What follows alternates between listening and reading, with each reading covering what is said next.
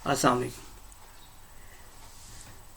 आज जो टॉपिक हमने डिस्कस करना है ये है स्पेशलाइज्ड वर्क प्रोसीजर। टेक्निकली ये टॉपिक आपका आईएडीसी रिग पास का 7वां टॉपिक है, मतलब ये लेक्चर नंबर 7 है आईएडीसी रिग पास का। इसके अंदर हम डिस्कस करेंगे स्पेशलाइज्ड वर्क प्रोसीजर, जिसमें सबसे इम्पॉर्टेंट है परमिट टू वर्क सिस्टम, और मज़ीद हम इसमें डिस्कस करेंगे कि परमिट टू वर्क सिस्टम किन किन मौक़ों पर या किन किन कामों में इस्तेमाल होता है। बढ़ते हैं अपने लेक्चर की जानिब। सबसे पहले परमिट टू वर्क सिस्टम है क्या, जिसको शॉर्ट फॉर्म में नॉर्मली पीटीडब्ल्यू के नाम से जाना जाता है। Authorizes a person to work a specific task in a specific location, कि ये किसी बंदे को, किसी भी वर्कर को ऑथराइज इजाज़त देता है कि वो कोई भी स्पेसिफिक टास्क किसी भी स्पेसिफाइड वर्क प्लेस में, मखसूस वर्क प्लेस में परफॉर्म कर सकता है। आम अल्फाज में अगर कहें तो पीटीडब्ल्यू अलाउज अ पर्सन और a group of people to perform a certain activity और task in a work place. इसके बाद वो कौन सी आपकी इसके रोल्स एंड रिस्पॉन्सिबिलिटीज हैं। रोल्स एंड रिस्पॉन्सिबिलिटीज डिस्कस करने से पहले जो चीज़ इन स्लाइड्स में लैग कर रही है वो ये है कि एक परमिट टू वर्क जो होता है वो आपका इशू कैसे होता है, या उसकी आप कह सकते हैं एप्लीकेशन या इम्प्लीमेंटेशन क्या है। बेशक ये चीज़ मैंने निबोश के अपने लेक्चर के अंदर बड़ी डिटेल से डिस्कस की है, लेकिन बावजूद इसके, क्योंकि हर बंदा हर लेक्चर को फॉलो नहीं कर रहा होता, इसलिए यहाँ पर मैंने application of permit to work समझाना लाजमी समझा। जब हम बात करते हैं application of permit to work की, तो वहां पर उसके अंदर 4 सेक्शंस मौजूद है। पहला इशू, कि ऑथराइज पर्सन वो इशू करेगा। दूसरा रिसिप्ट, और जो सुपरवाइजर या कंसर्न पर्सन होगा वो उसे रिसीव करेगा। देन उसके कैंसिलेशन, कि हमने काम करने के बाद उसको कैंसिल करके वापस अथॉरिटी के हवाले कर देना, और देन क्लियरेंस, हमारी क्लियरेंस होने के बाद कैंसिलेशन हमारी हो जाएगी। और जो इसका लास्ट सेक्शन है जिसको टेक्निकली इसका पार्ट नहीं समझा जाता, वो है एक्सटेंशन।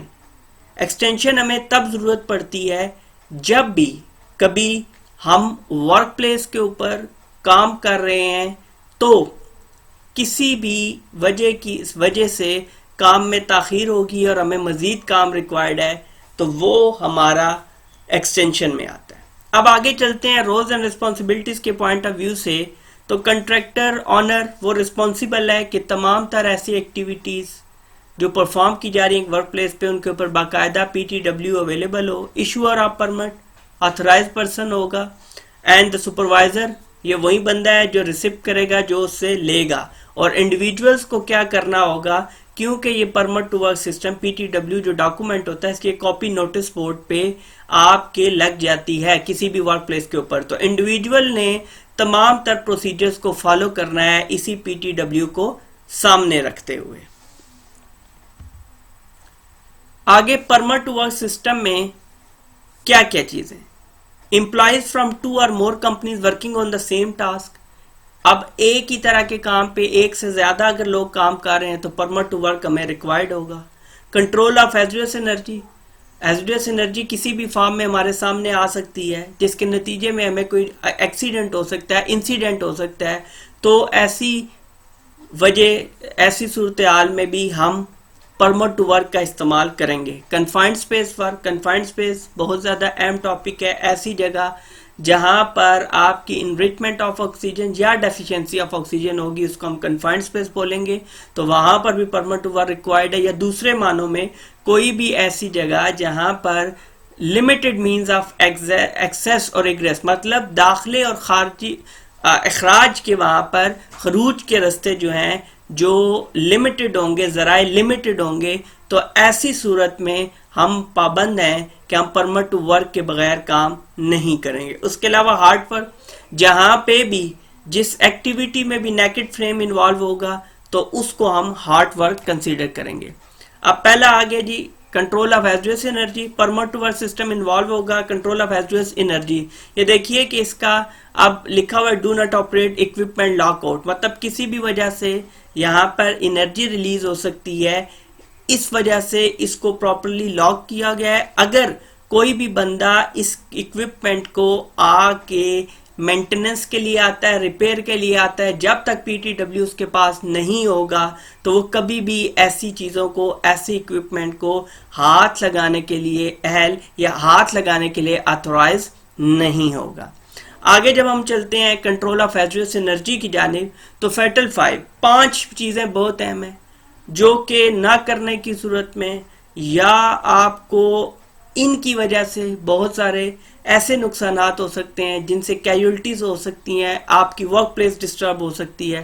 पहली बात, failure to stop the equipment. आप इक्विपमेंट, ये बहुत बड़ा प्रॉब्लम है कि माइट भी पॉसिबल है कि एक हैजर्ड, एक इमरजेंसी डिक्लेयर हो चुकी है, लेकिन जो इक्विपमेंट है वो फ्री हो चुकी है, वो आपसे प्रॉपरली ऑफ नहीं हो रही है। तो ऐसी सूरत में इजाफी एनर्जी जो मिलेगी उसकी वजह से हमें कोई भी एक्सीडेंट या इंसिडेंट या इमरजेंसी का सामना करना पड़ सकता है। Failure to disconnect from the power source. Power source जो है वो कई दफ़ा ऐसा होता है कि हम उससे डिस्कनेक्ट नहीं कर पाते। मतलब ये है कि बहुत सारी चीज़ें स्टक हो जाती हैं किसी भी ऐसे पॉइंट में जहाँ से एनर्जी, जहाँ से उसको इलेक्ट्रिसिटी मिल रही है। तो ऐसी सूरत में भी जब वो ओवर रन होगी कोई भी इक्विपमेंट, कोई भी मशीन, तो वो हमारे लिए नुकसान का बायस हो सकती है। Failure to dissipate residual energy. Then accidental restarting of equipment. Accidental restarting कैसे, कि जाते जाते या गुजरते हुए या किसी शॉर्ट सर्किट या किसी भी अनसेफ एक्ट की वजह से आपकी ऑटोमेटिकली वो इक्विपमेंट स्टार्ट हो गई है, तो वो भी बहुत बड़ा प्रॉब्लम है। Failure to clear work areas before reactivation. Reactivation से मतलब ये है कि आपने दोबारा तो काम शुरू किया लेकिन आपने उस जगह को क्लियर नहीं किया और वो दोबारा सबब बन सकते हैं किसी भी एक्सीडेंट या इंसिडेंट के। देन हमें ट्रेनिंग देनी है वर्कर को। इसके अंदर जो ट्रेनिंग वर्कर को देनी है तो वो उस ट्रेनिंग का उसके ऊपर असर क्या होना चाहिए। पहली बात, रिपोर्ट प्रॉब्लम्स। कोई भी उसको प्रॉब्लम्स आ रहे हैं, चाहे वो छोटे हैं चाहे वो बड़े हैं, जिस भी नोयत के हैं वो रिपोर्ट करे। Share information.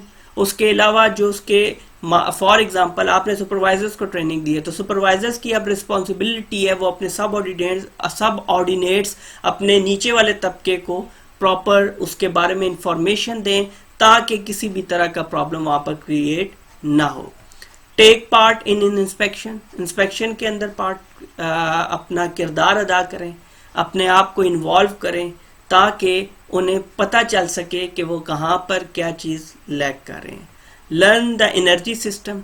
और जिसने ऐसे सिस्टम्स में काम करना है तो मेक श्योर करें कि उन्हें इंडस्ट्री, आप फॉर एग्जांपल इलेक्ट्रिसिटी इस इंडस्ट्री में काम कर रहे हैं, मतलब ऑयल एंड गैस इंडस्ट्री के अंदर भी इलेक्ट्रिकल पोर्शन बहुत ज़्यादा होता है, तो अगर वो उस फेज के अंदर काम कर रहे हैं जहाँ पे एनर्जी सिस्टम मौजूद है, इलेक्ट्रिसिटी हो सकती है, इलेक्ट्रिशियन हो सकती है, ऐसी तमाम तर जो भी एक्टिविटीज़ होंगी तो उनको इसके बारे में जो बेसिक क्वालिफिकेशन है वो उनके पास लाजमी होनी चाहिए।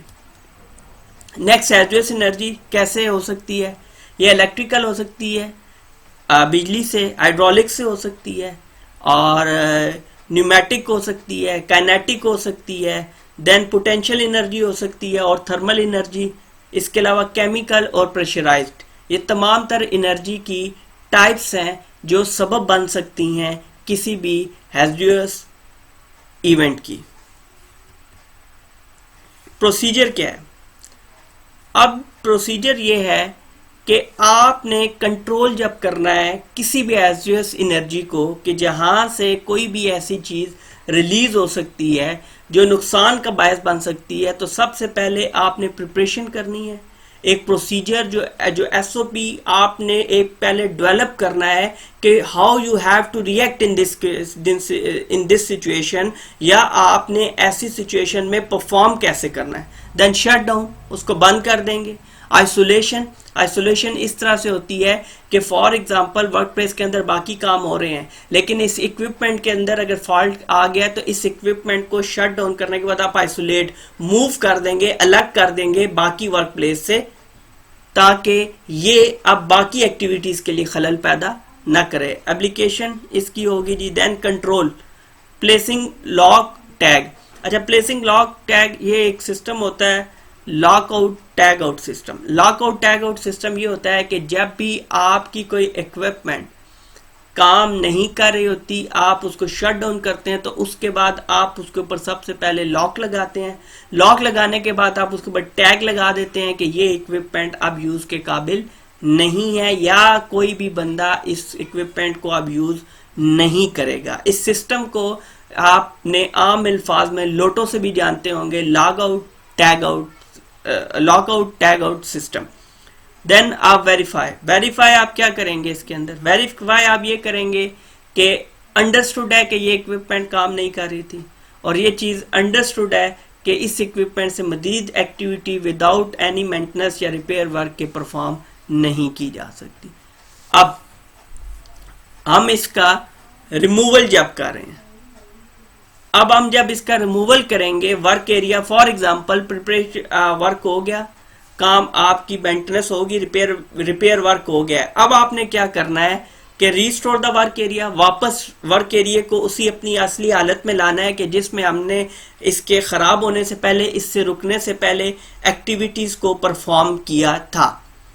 Removal restore the work area में जब हम आएंगे तो इसको करने के बाद हम नोटिफाई करेंगे पर्सनल मुलाजमीन को बोलते हैं हम, तमाम तर लोग जो इससे रिलेटेड होंगे उनको नोटिफाई करेंगे कि अब ये वर्क प्लेस के ऊपर ये जो एक वर्क इक्विपमेंट आई है ये सेफ है और सेफ टू यूज है। और उसकी सबसे बड़ी अलामत ये होगी कि जो हमने lock out tag out system किया था वो हम रिमूव कर देंगे, हम टैग रिमूव करेंगे, हम लॉक रिमूव करेंगे। और ये बात इस चीज की दलील होगी कि किस बात की दलील होगी कि आपकी अब ये इक्विपमेंट जो है वो काबिले इस्तेमाल है, आप बगैर खौफ व खतर इसको इस्तेमाल कर सकते हैं। इस कंट्रोल ऑफ हैजरस एनर्जी के टॉपिक के अंदर इतना ही। इसके मजीद बकिया हिस्से के साथ अगले लेक्चर में आपसे बहुत जल्द मुलाकात होगी। तब तक के लिए अल्लाह हाफिज।